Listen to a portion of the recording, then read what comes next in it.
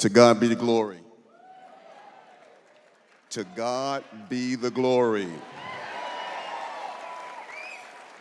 First of all, I'd like to thank Ralph for giving me the opportunity to be here and address you today. And I also like to thank my friend Tim for giving me this opportunity to be here. But I want to tell you something today that is very important that you don't forget. Every day in Africa, a gazelle wakes up and he realized that he has to run faster than the fastest lion. And every day, the lion wakes up and he realizes that he has to run faster than the slowest gazelle if he wants to live. I want to tell you today, we got to get running.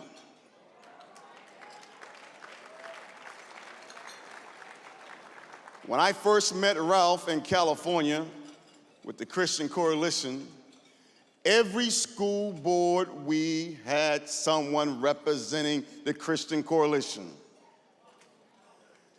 And that's why I'm challenging you today that we have to run. We have to fight. And we have to be a voice for those that are trapped in our failing schools across the nation. They're going to tell you and they're going to call you and say that you're right. You're far to the right.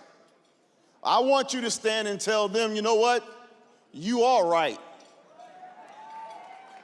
I'm right on crime. That no veteran that comes home from our wars should end up in our prisons because they have PTSD. You tell them you're right on choice to make sure that children that are trapped in failing schools, their parents have a choice. You tell them you're right on faith and freedom. That government should not be telling the church when to close. You tell them. You tell them you're right on violence in our neighborhoods. There's several governors all across our nation that have used smart policing and smart criminal justice reform and done ways to make our communities safe. We have 107,000 veterans inside our prisons. And I want to tell you there's something wrong with that. We're locking up homeless people. They're ending up in our prisons. Something is wrong with that. We're taking people who are mentally ill and locking them up in our prisons where we have no room for the bad people. We have to decide, will we make our community safe? Will we take the approach like Governor Dill did in Georgia? Will we take the approach that the Criminal Justice Reform Council did to make our nation safe?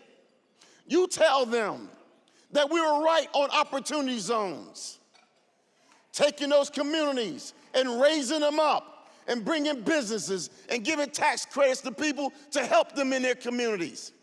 You tell them that we are right when it comes to the fact that families should be first on our agenda in our nation.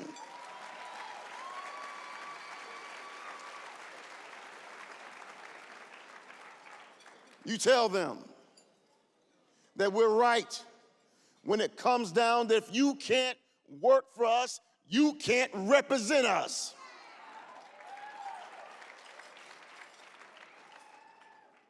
I got something that's important I need to tell you today, since all of you are eating today and I'm up here trying to get your attention. In the Bible, whenever Jesus would eat with his disciples, there was always a servant standing off to the side, watching to see whether or not the master and his disciples are finished with their meal. If they were finished with their meal, they would take their napkin and ball it up and throw it on their plate. If they wasn't finished with their meal, they would take their napkin, nice and neat, and fold it up and place it over the meal.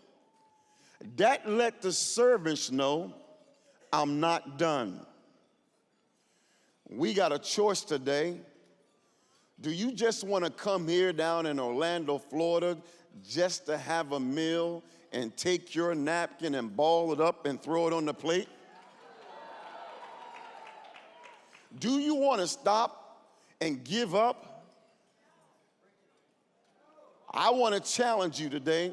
The master that I serve, when he walked out of the tomb, he paused for a moment to take the facial cloth and fold it up.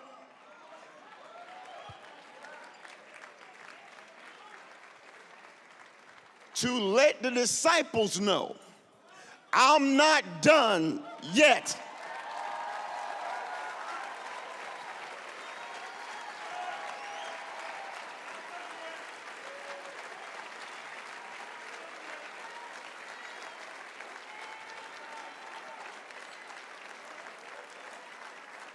And if we're going to fight for life and fight for freedom and fight for families, we need to fold our napkins and let the nation know we are not done yet.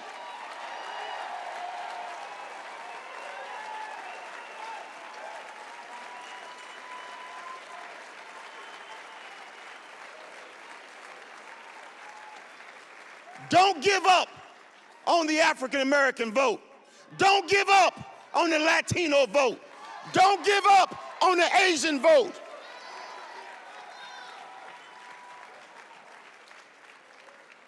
Ronald Reagan said, we are one nation under God. And if we ever forget the fact that we're one nation under God, we will be a nation that's under. It is time for the faith community to be like they say at the airport. When you see something, say something.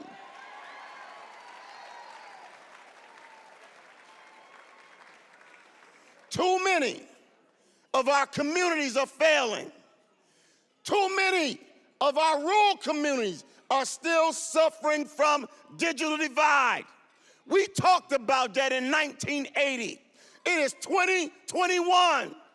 It's time to build our nation so that our children can compete.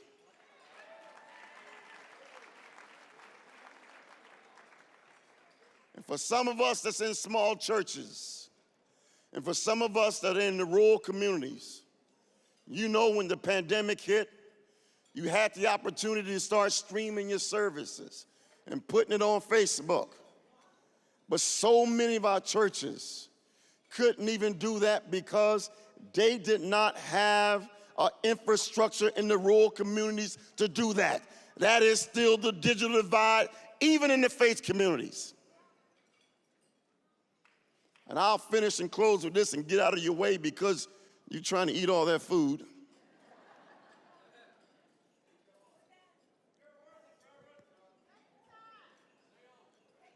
Men and women in our prisons across the nation, I need you to have the heart for that. Because the Savior that I serve calls for us as men and women to care about those in prison. When I was appointed by President Trump to be involved with criminal justice reform for the nation, so many people told me not to do it. I went to President Carter, and I asked him, what do he think? He looked at me, he said, you have to do the job. I just got one question, Tony. Are you still going to be my pastor? Today, I am still his pastor. And I still fight for criminal justice reform in this nation.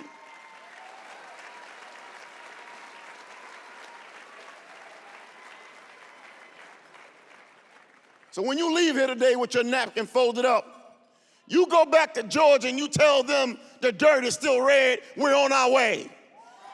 You go to Virginia and you tell them we're on our way. You go to California and you tell them we're on our way. You go to Alabama, Oklahoma, you tell them we're on our way. And never allow the gazelle to be eaten again because you're not at the table. God bless you.